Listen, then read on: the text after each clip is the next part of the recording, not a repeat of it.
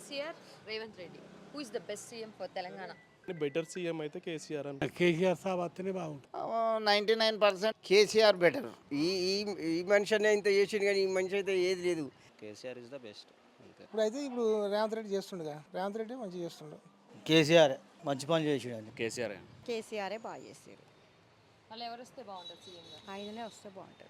కేసీఆర్ మంచోడు. మాకు అప్పుడు అవి ఉన్నప్పుడు పనులు దొరికినాయి, అవి దొరికినాయి, ఇవి దొరికినాయి, అన్నీ దొరికినాయి. కేసీఆర్ అండి. బెస్ట్ సీఎం అంటే తెలంగాణకి ఇప్పుడు కె చంద్రశేఖర్ రావు అయితే బాగానే చేసిండు. నీకు ఎవరంటే అభిమానం? కేసీఆర్ లెక్కకున్నాడు. సీఎంగా కేసీఆర్ చేసిండు. రేవంత్ రెడ్డి పనులు చేయలేదా?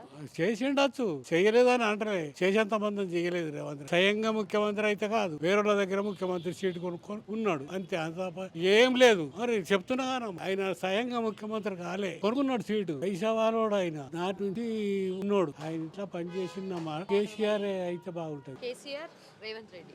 Who is the best CM for Telangana? Better CM అయితే కేసీఆర్ అంట. రేవంత్ రెడ్డి సబ్జెక్ట్ కష్టం, అంత సబ్జెక్ట్ లేదు.